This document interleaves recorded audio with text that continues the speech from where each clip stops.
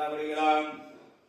ते कुंदन धान्य इत्यादी मिळविण्यासाठी इच्छापूर्ती करणाऱ्या तेजस्वी भगवान विष्णूचे पूजन करावे.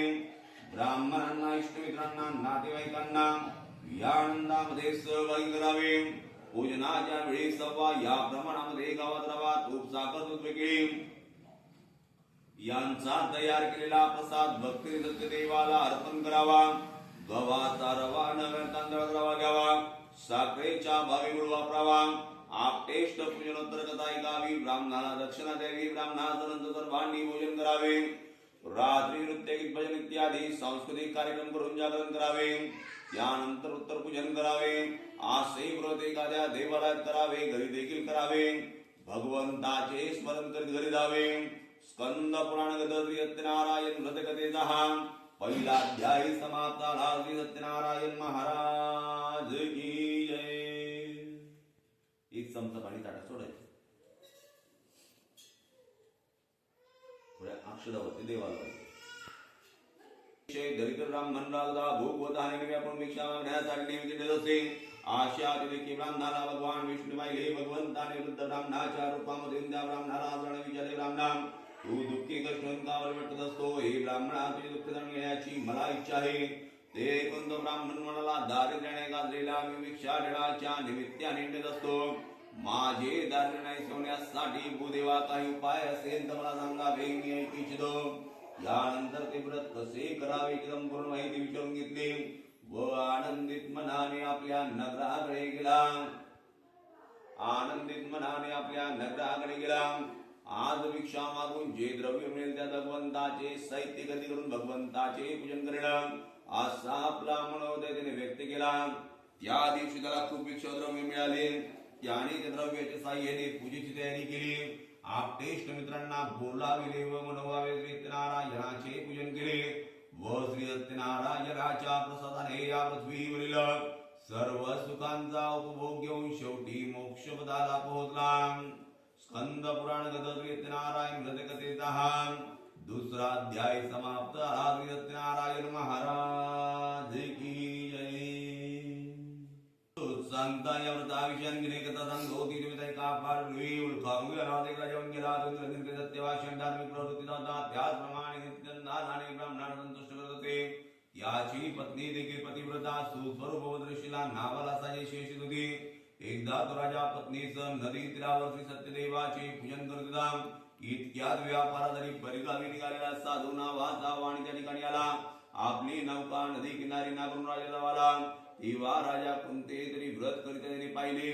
त्याने त्या राजाला नमस्कार केला व विचारले की आपण कोणते व्रत करीत आहात? या व्रतामुळे कोणते फळ मिळते ते सविस्तर मला सांगावे, मी ऐकू इच्छितो. त्यानंतर ते व्रत कसे करावे संपूर्ण माहिती विचारून घेतली व आनंदित मनाने आपल्या नगराकडे गेला. आपल्या पत्नी संततीदायक व्रत सांगितले व जेव्हा मला संतती होईल तेव्हा मी हे व्रत अवश्य करण्यास सांगितले. धार्मिक प्रवृत्तीच्या साधू वाण्याची पत्नी लीलावती पती सेवेमध्ये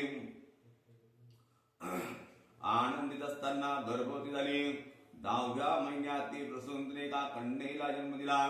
ही कन्या शुक्ल पक्षाच्या चंद्राप्रमाणे दिवसेंदिवस वाढू लागली म्हणून तिचे नाव कलावती असे ठेवले. काही दिवसांनी योग्य काळी लीलावती साधू वाण्याला आपण पूर्वसंकल्प केलेले व्रत पूर्ण का करीत नाही, ते केव्हा पूर्ण करणार आहात? तेव्हा साधुवाणी म्हणाला, हिच्या विवाहाच्या वेळी संकल्प पूर्ण करू असे म्हणून साधुवाणी परगावी निघून गेला. कलावती दिवसा मासाने वाढू लागली. आपली मुलगी उपवर झालेली पाहून साधुवाणी आणि मित्रमंडळीचा विचार विनिमय केला आणि लवकरच तरी त्याला सांगितले, माझ्या कन्येसाठी उत्तम वर्ष शोधून काढ. याच्या आज्ञेप्रमाणे दूत कांचन नावाच्या नगरात वर संशोधनासाठी गेला. कांचन नगरातील सर्व सद्गुणांनी युक्त व रूपवान अशा व्यापाराच्या पुत्राला दूताने आणले. त्याला पुनरानंदी दुंद्या वैश्यपुत्राला आपले कन्यादान केले. विवाह समारंभानंतर दुर्दैवाने साधुवाणी पूर्वसंकल्पित सत्यनारायणाचे व्रत विसरला. त्यामुळे भगवान दृष्ट आले. त्यांनी या साधुवाण्यावर फार मोठे संकट येऊन याला दुःख भोगावे लागल्याचा शाप दिला. शापाच्या प्रभावामुळे योगायोगाने चंद्रकेतू राजाच्या वाड्यातून चोरी करून आलेल्या धनासह चोर साधुवाणी असलेल्या ठिकाणी पोहोचला. याचा पाठलाग करणारे राजदूत आपल्या पाठीमागे आलेले पाहून चोराने राज्याव्यतिरिक्त व्यापाराच्या संधी ठेवल्याने धोंबळ सुटला. तपास करणारे दूत जेव्हा तिथे पोहोचले तेव्हा साधू आणि जो राजन पाहून हे चोर आहे अशा समजून त्या दोघांना आपल्या ताब्यात घेतले. मुद्दे मला सहचोर प्रजानंदात दोघांना राजा समोर केले. भयभीत झालेले साधू आणि जावाई प्रवृत्तांत आठवून राजाने मुक्त होऊन सुद्धा चंद्रकेतू राजाला नमस्कार करून काही न बोलता नम्रपणे राहिले. त्या दोघांना तशा अवस्थेत पाहून राजा आदराने म्हणाला, दैव योगाने तुम्हाला बंदिवासाचे दुःख प्राप्त झाले, पण आता तुम्हाला भय नाही. राजाने त्यांच्या पेढ्याही काढल्या, शोर व मंगल स्नान घालण्याची आज्ञा केली, वस्त्रालंकार सत्कार केला, गोड भाषण करून संतुष्ट केले. पूर्वी दत्त केलेले वैभव द्रव्य त्यांना परत केले आणि निर्दोष असल्याचे सांगून घरी जाण्यासाठी निरोप दिला. स्कंद पुराण कथा श्री सत्यनारायण व्रतकथेचा 3रा अध्याय समाप्त झाला. श्री सत्यनारायण महाराज की जय.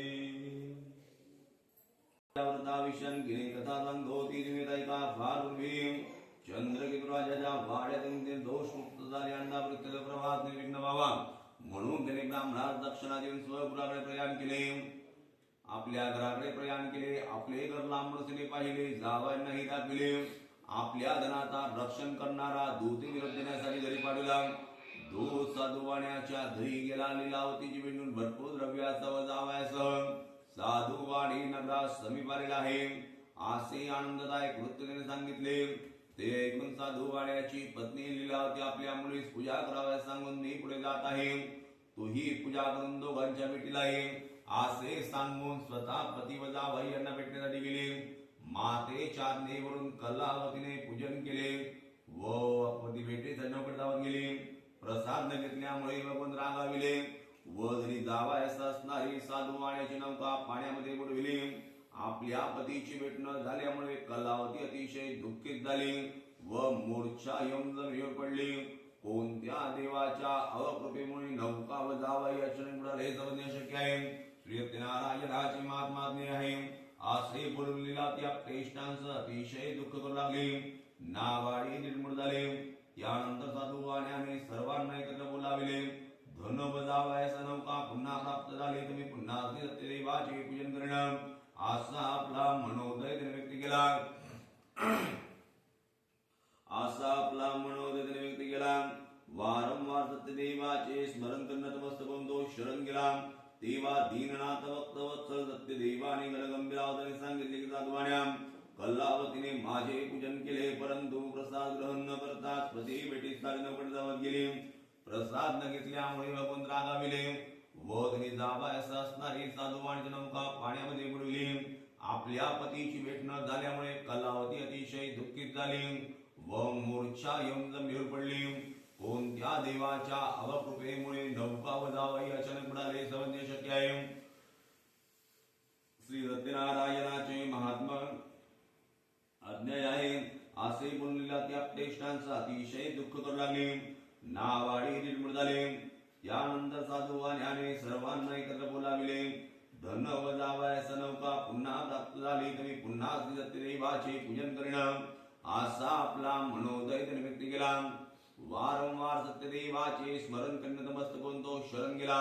तेव्हा दीननाथ भक्तवत्सल सत्यदेवाने गणगंभीर आवाजाने सांगितले की साधुवाण्या, कलावतीने माझे पूजन केले परंतु प्रसाद ग्रहण न करताच पती भेटीसाठी नौकेत धावत गेले. प्रसाद न घेतल्यामुळे भगवंत रागाविले व जावयास नौका पुन्हा प्राप्त झाली. बाबा आता औषध नको, लवकर घरी जाऊया. आपल्या मुलीचे भाषण ऐकून साधुवाणी अतिशय आनंदित झाला.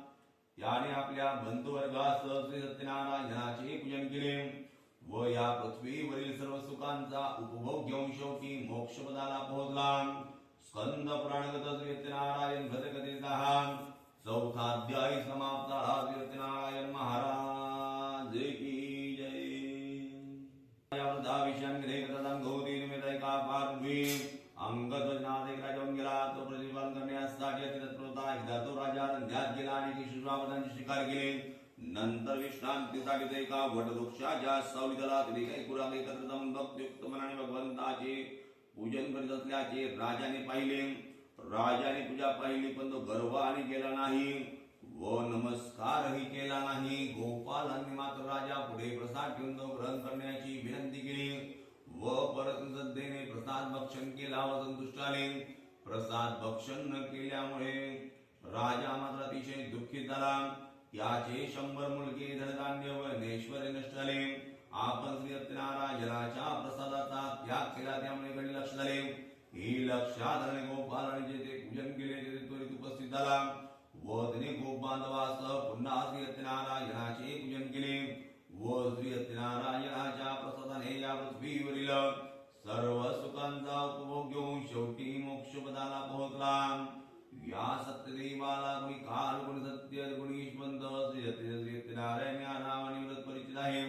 अशा प्रकारे नाना रूपी दान करून भक्तांची सर्व इच्छा पूर्ण करणारा असा सनातन भगवान कलियुगामध्ये श्री सत्यनारायण व्रत रूपाने प्रख्यात होईल. ही कथा नियमितपणे वाचन किंवा श्रवण करील त्याची सर्व पापे श्री सत्यनारायणाच्या कृपेमुळे नष्ट होतील. स्कंद पुराण कथा श्री सत्यनारायण व्रत कथेचा 5वा अध्याय समाप्त झाला. श्री सत्यनारायण महाराज.